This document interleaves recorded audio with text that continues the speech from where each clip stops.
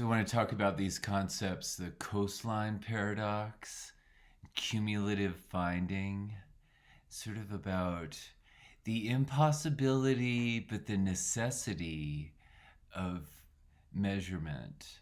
We need to standardize in order to communicate, in order to live in this world of meaning and boundaries that we find ourselves in. And yet it's impossible. The coastline paradox illustrates how whatever we pretend to measure, apply a standard of evaluation or measurement, we end up with more of a reflection of our standard of measure than the object measured. Any boundary we divide between self and other, us, them, culture, nature, could be infinite, a never-ending line, as Wordsworth said. There's an infinity in a grain of sand, as William Blake puts it. We could literally, not metaphorically, fall into any phenomenon we choose to measure infinitely. But we use metaphors to make sense of this conundrum, to find orientation and to bridge otherwise impossible boundaries to communication and to comprehension. Speaking of bridging boundaries, I wanted to show you this amazing meme or video of this owl.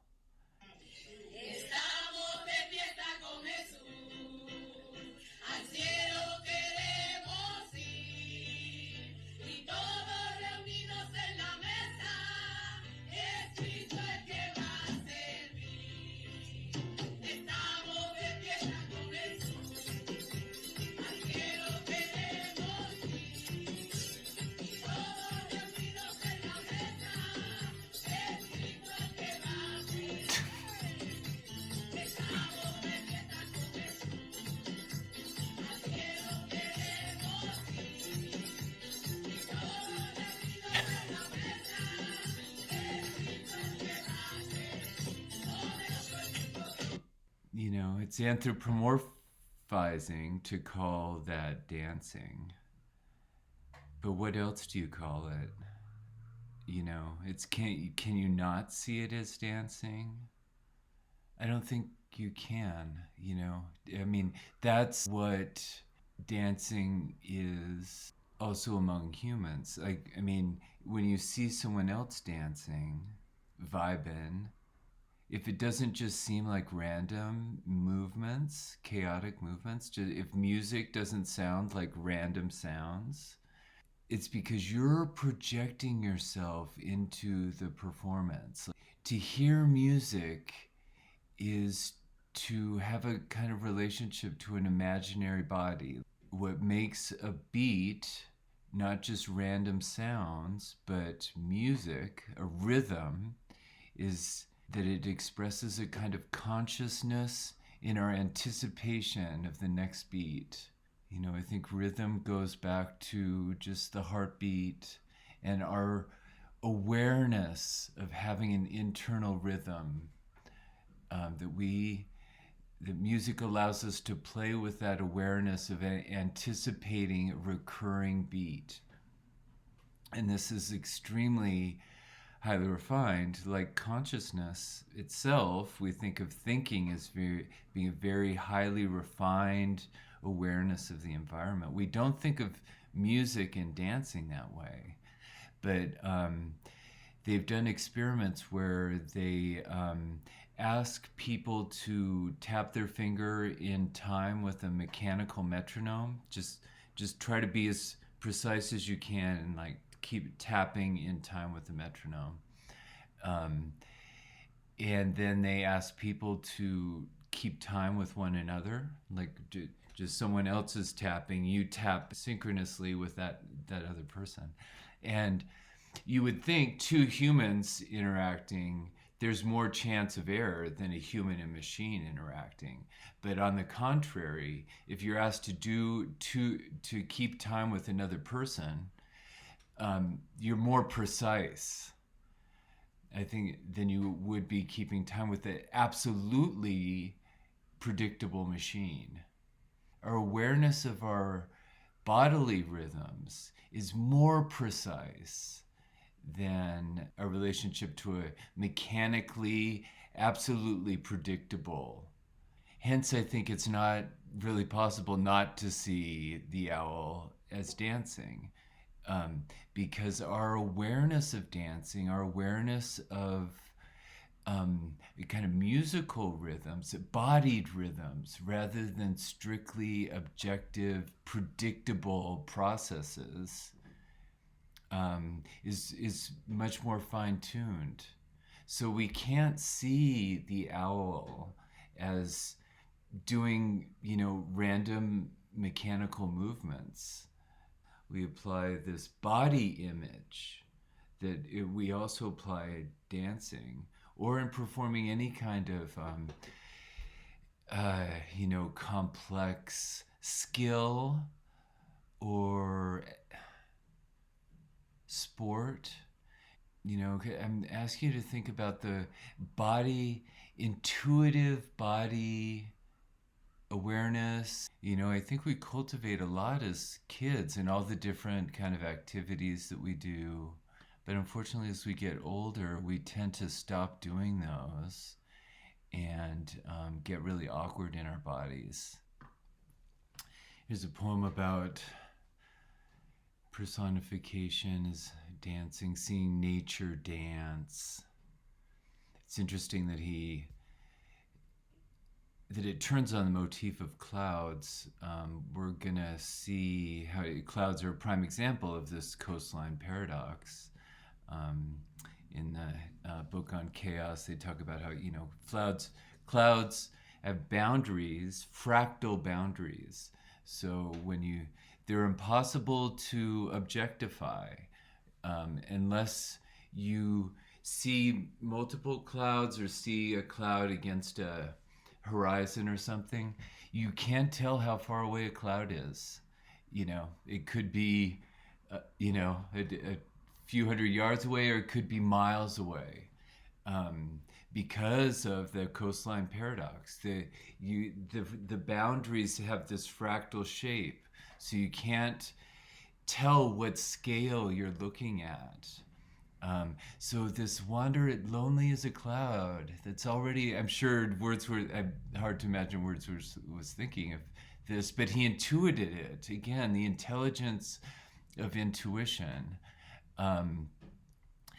that this loneliness has to do with the measurelessness that he's evoking. Searching for a measure, being without a context, the emptiness of the modern subject. I have no measure for myself. My thoughts are kind of displaced, random, abstracted from a tangible home or purpose of life. So a lot of terms here: the crowd, the 10,000, sort of modern public random numbers, placeless, directionless. But this is a poem about finding direction, about dancing, about finding orientation in a rhythm, finding a place. I mean, he calls it a host. He's being welcomed by a host. And it's a matter of finding a dancing within the fluttering. This is like Frost at Midnight too. He talks about the fluttering ash, this random movements or random accidents in nature. How do we recognize form and purpose in that? It's about anthropomorphizing, but more than that, or what anthropomorphism more essentially has to do with that kind of body awareness, that recognizing an echo. It's not assimilating nature to myself. The self is empty in Wordsworth's picture. It's randomly floating without purpose or content. But this anthropomorphism here is more about finding an embodied pattern or rhythm to synchronize with, to attune with in a musical sense. The twinkling of the stars. You can think of that on the one hand as a sort of random empirical event, light flashing with the interference, or you can think of it in terms of the onomatopoeia of the word twinkle, a little bit of rhythm that you can feel in your body. Twinkle, it's like murmur, except for it's visual onomatopoeia. It's describing a visual rhythm in terms of the sonic rhythm of the word. But it's a way of, again, bodily, sensuously echoing the environment. So the coastline paradox is that we can never get an objectively accurate, God's eye objectivity of a coastline, of any outline, of any object. That's to say, any attempt at objective analysis is like a wormhole that will swallow us in infinite displacement, infinite lonely wandering. The philosopher Hegel distinguished between bad infinity and good infinity. Bad infinity is never-ending line in the sense of a series. It never reaches a conclusion. But good infinity is like the image of a circle, being part of a whole. And that's what Wordsworth is describing here. Being welcomed into a collective, comprises a whole world, never-ending line along the margin of a bay. It's given me a context for measure. I'm no longer searching infinitely for the God's eye objective representation. I'm situated 10,000 saw eye at a glance.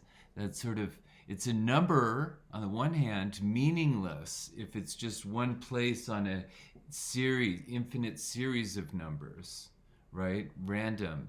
But as a collective, the 10,000, the community, collective defined as a kind of dance, as a movement, that's a whole, an infinite, that's also a place. A poet could not but be gay in such a jocund company.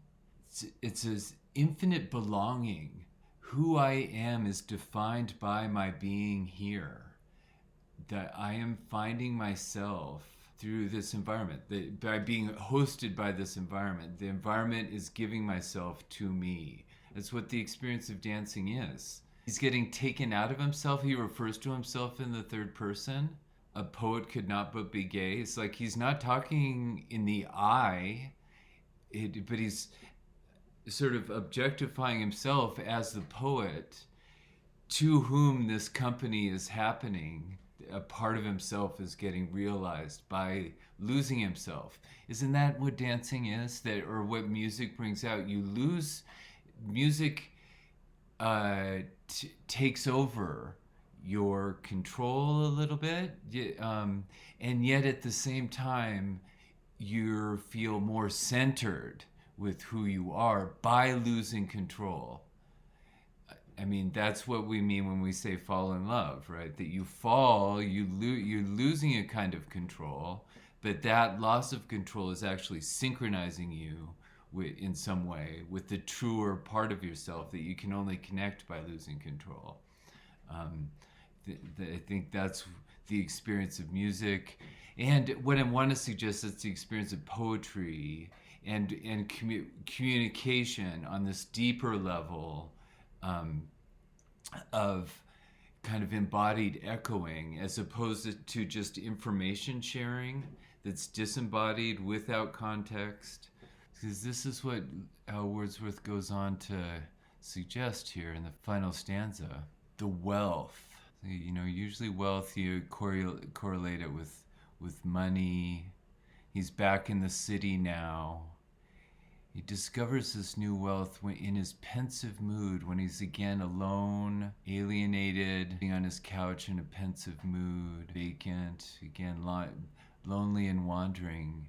Then the memory, this embodied experience, is available as a memory. A dance again.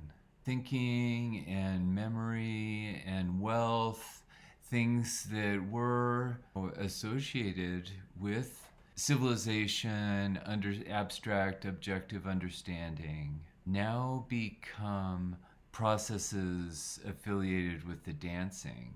Wealth becomes this precious body, experience of the self within the collective, kind of rhythm of collective music. This situatedness, not objective situatedness, but situated in a musical rhythm.